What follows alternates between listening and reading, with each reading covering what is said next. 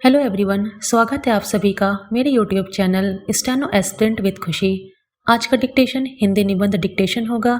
अगर आप मेरे चैनल पर नए हैं तो चैनल को जरूर सब्सक्राइब करें और डिक्टेशन अच्छी लगे तो वीडियो को लाइक जरूर करें। Ready, start. मनुष्य का जीवन अधिकार और उत्तरदायित्व से पूर्ण है।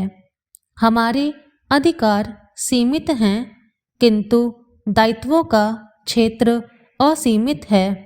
अपने दायित्वों का निर्वाह हमें व्यक्तिगत रूप से करना होता है। हमारा दायित्व अपने स्वयं से लेकर परिवार, समाज, राष्ट्र और संपूर्ण विश्व के प्रति है। अधिकार और उत्तरदायित्व एक ही सिक्के के दो पहलू हैं, वह दोनों ही साथ साथ चलते हैं। यदि हम अधिकार रखते हैं तो हम उन अधिकारों से जुड़े हुए कुछ उत्तरदायित्व भी रखते हैं।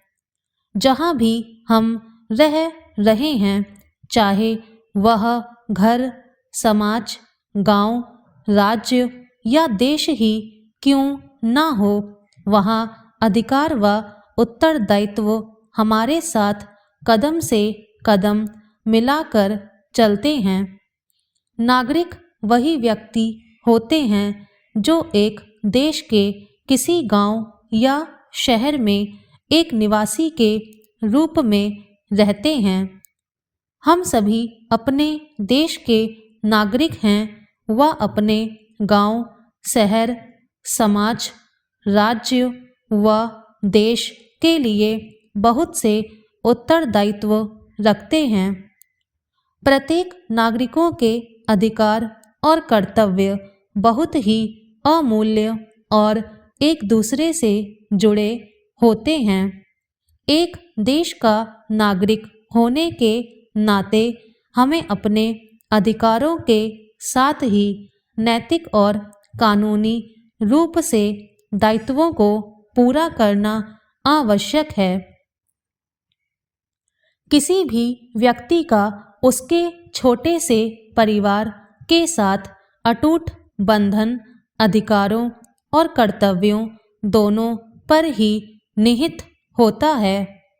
हमारा राष्ट्र भी हमारा परिवार है। एक बड़ा परिवार और किसी भी नागरिक का समाज और राष्ट्र से बंधन उसके अधिकारों के साथ ही कर्तव्यों से मिलकर ही सशक्त बनता है। अधिकार और कर्तव्य दोनों एक ही सिक्के के दो भाग हैं जो साथ साथ चलते हैं।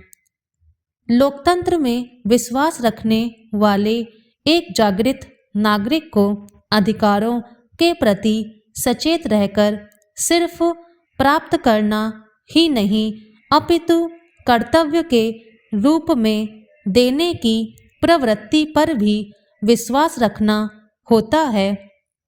स्वयं की सुख सुविधाओं की चिंता के साथ ही दूसरों के विचार, अधिकार और भावनाओं का सम्मान भी प्राथमिकता पर होना चाहिए। अधिकार मूल रूप से हकदारी अथवा ऐसा दावा है जिसका औचित्य सिद्ध हो। यह बताता है कि नागरिक, व्यक्ति और मनुष्य होने के नाते हम किसके हकदार हैं। यह ऐसी चीज है जिसको हम अपना प्राप्य समझते हैं, ऐसी चीज जिसे शेष समाज ऐसे वैध दावे के रूप में स्वीकार करे जिसका अनुमोदन अनिवार्य हो।